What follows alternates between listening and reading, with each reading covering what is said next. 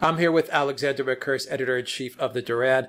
Alexander, let's talk about what's going on in Yemen, what's going on with the Saudi Arabian military, the weak, what has been exposed as a very weak military in Saudi Arabia, and you'll get into the reasons for that.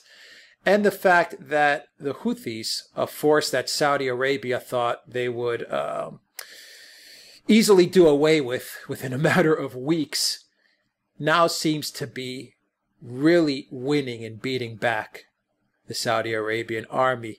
Alex, what's going on in this war in Yemen, and how have the Saudi Arabians been exposed as a weak military force, and how have the Houthis capitalized on that weakness? Yes, I mean, the extraordinary thing is that just within about 2 weeks, we've had two major military disasters for the Saudis. The first was this attack on their key oil installations, which no less a person than Mohammed bin Salman, the Crown Prince of Saudi Arabia, has confirmed was an attack on the heart, not just of Saudi Arabia's, but the world's oil industry. It turns out that the Saudis are unable to defend these installations properly. They ring them with missiles, with Patriot and Hawk missiles, but none of these apparently were working or were able to intercept these attacks. But now we have further news of a major land battle in North Yemen, near the Saudi border, in which apparently 3 Saudi brigades, mechanized infantry brigades, were drawn into a trap and apparently were comprehensively defeated by the Houthis and the Yemeni military. I mean, it looks like a complete disaster. And the Houthis are claiming that thousands of Saudi soldiers were taken prisoner, including hundreds of Saudi officers. So this looks like a disaster. And the Saudis are not refuting this story, which is interesting. I mean, one would assume that they would very quickly if it was entirely untrue. And of course, the Houthis have also provided film of large numbers of destroyed Saudi vehicles, including Saudi armored vehicles, and pictures of large numbers of Saudi prisoners being led away. So it does seem as if the Saudis have suffered a major military defeat. If it was 3 brigades, 3 Saudi brigades that were destroyed, that is a very large proportion of Saudi Arabia's army. So, I mean, it looks like a major disaster in North Yemen. Are we looking at a Saudi defeat when it comes to Yemen? I mean, is this starting to clear up, and are we looking at a Saudi Arabia that will be decisively defeated in their war against Yemen, which they initiated? So, I mean, absolutely. This is terrible news for MBS.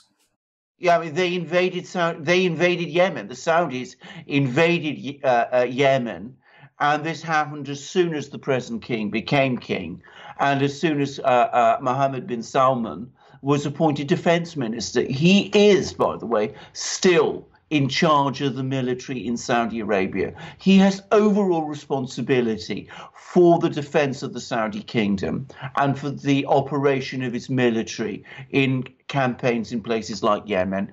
And it does look as if this is a major defeat, a major military defeat.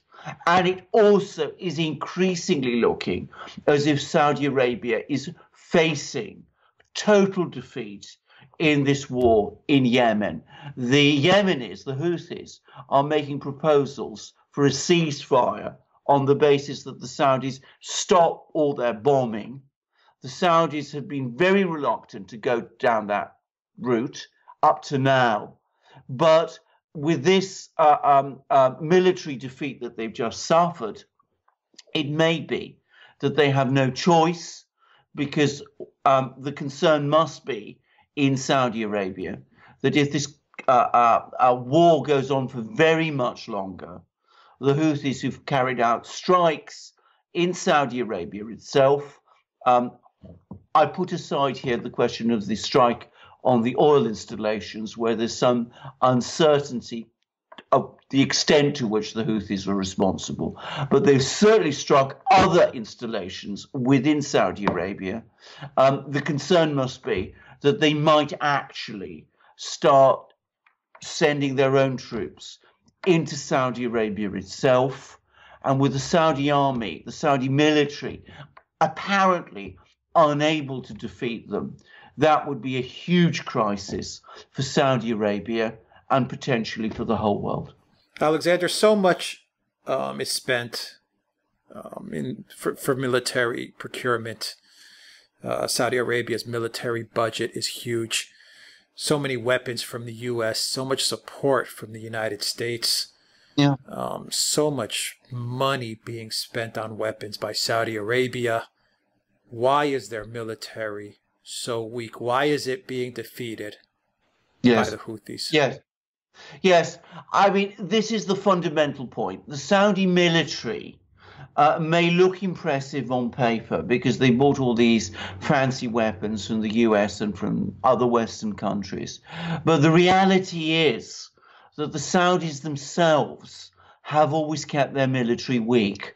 They've intentionally kept it weak because they do not want a strong army with a strong sense of coherence and homogeneity and morale, with a proper staff and a proper chain of command, and with officers who are recruited on merit and chosen on merit rather than on tribal loyalty, because the Saudis are very frightened that such a military might eventually turn against them and launch a coup. The shadow that haunts the Saudis is the coup that took place in 1958 in Iraq, which is, of course, a country that neighbors Saudi Arabia, and which in the 1950s was, like Saudi Arabia, an oil monarchy, where the army, and Iraq in those days did have a proper army, the army rebelled against the royal family and carried out a coup, and the king and many members of the royal family were killed, were assassinated by the soldiers. So the Saudis are terrified that if they have a proper army in Saudi Arabia, they won't be able to control its loyalty. So they have deliberately weakened their army, which is actually in numbers quite small. It's not increased very much in size since the 1960s. And its officer corps is very poorly trained and recruited, and so are its soldiers.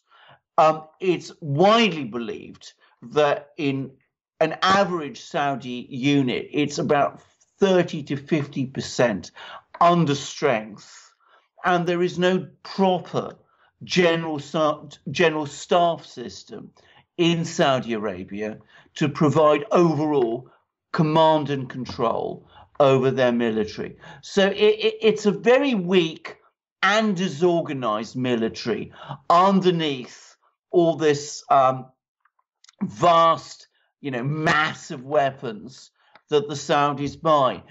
I just want to say something about all these huge weapon purchases that the Saudis and other Gulf monarchies undertake, because I think this has always been misunderstood. The Saudis don't buy these weapons with any real intention of using them or using most of them. The principal reason that they buy these weapons is that they are buying favors from politicians and big industrial groups in countries like the United States, which the Saudis look to for protection. These vast weapons purchases are essentially bribes, with the money that is bought continuously recycled in order to provide the Saudis with political protectors in these countries. That's how we should understand these weapons purchases. They are essentially a corrupt understanding between the Saudis and certain privileged people within the United States and in other Western countries. And finally, Alexander, what is the geopolitical context here? What does it mean when and if Saudi Arabia does lose this war to the Houthis? Put some perspective on it, what this means. Well, I think if the Saudis lose this war, first of all, it will be a gigantic loss of face. And of course, what we don't know is how strong, how stable Saudi Arabia is. My own impression is, by the way, that it's not very stable, and that there are more and more tensions within the Saudi state, with more and more challenges going on towards the Saudi monarchy, which is rapidly running out of money. It's a fact people don't realize. I mean, the costs Saudi Arabia has taken on upon itself in order to pay huge welfare payments to the Saudi population to buy their loyalty, in order to keep the members of the royal family in the sort of privileged and luxurious state that they've become accustomed to, in order to bankroll this Islamist foreign policy that they run all over the place. The sums involved are huge. And Saudi Arabia runs a big budget deficit. Mohammed bin Salman has been trying to plug the gaps by floating Aramco, the Saudi state oil company. But if Saudi Arabia loses a war with Yemen, and there is a sense that the Saudi state is becoming unstable, people might not want to buy into that flotation. On top of everything else, Saudi Arabia has maneuvered itself into this confrontation with Iran, which it now sees as its principal adversary. Unlike Saudi Arabia, it has an industrial base, and the army, by Middle Eastern standards, is well organized, well equipped. I stress again, I'm talking about Middle East standards. I'm not comparing it with, say, European or American standards. And Iran also has a proper general staff. It has a proper command. Its soldiers can fight. So if the Saudis cannot defeat Yemen, how can they defeat Iran?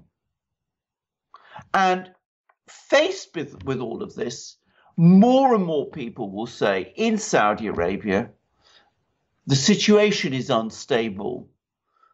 Our position is becoming under threat. Whom do we blame?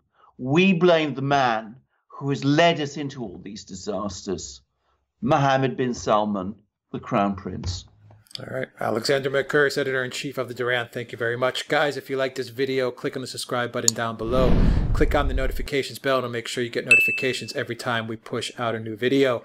And remember, you can get an audio copy of this video on Soundcloud and on iTunes. So look us up on those platforms and follow us there.